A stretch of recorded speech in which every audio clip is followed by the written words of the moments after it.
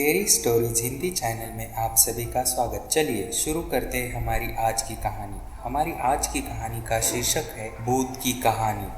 सच में भूत आया। सालों पहले की बात है। एक लड़का किसी कंपनी में मैनेजर था। उसके साथ कभी कोई भूत की कुछ डरावनी बातें करता तो उसे डर नहीं लगता था। उसका कहना था कि भूत जैसा कुछ नहीं होता है, यह सब लोगों के दिमाग का वहम है।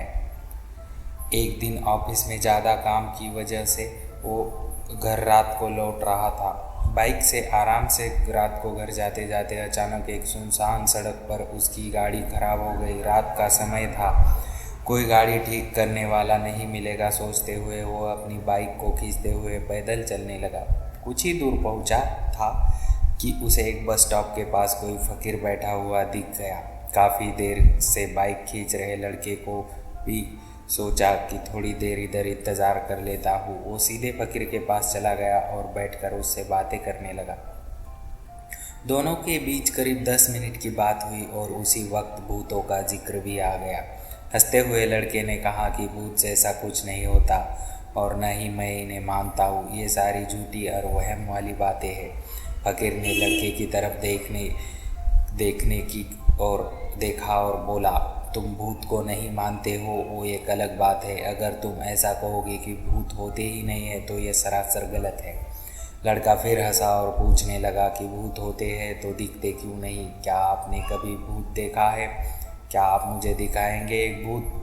फकीर ने मन में हुआ कि इसे आज भूत दिखाई देता हूँ। उसने लड़के को अपने पीछे चलते रहने के लिए कहा और आगे श्मशान की ओर बढ़ गया।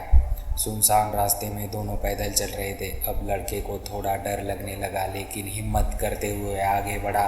कुछ देर में दोनों श्मशान पहुंचे। वहाँ कोई मुर्दा चल रहा था।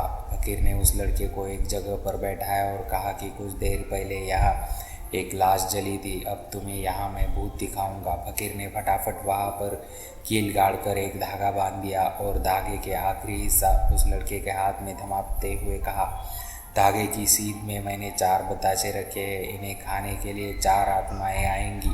जब तक आत्मा इन बताशों को पूरा न खा ले तब तक तुम इस धागे को बिल्कुल मत छोड़ना, वरना तुम्हारे साथ बहुत बुरा हो सकता है। इतना कहकर फकीर ने लड़के की आंखें बंद करने को कहा और खुद मंत्र पढ़ने लगा। लड़के को फकीर की बातें सुनकर थोड़ा डर लगने लगा, लेकिन वो धागे को तेजी से पकड़कर आंखें बंद कर बैठा हुआ था। कुछ देर मंत्र पढ़ने के बाद साधु ने आंखें खोलने के लिए आवाज़ लगाई।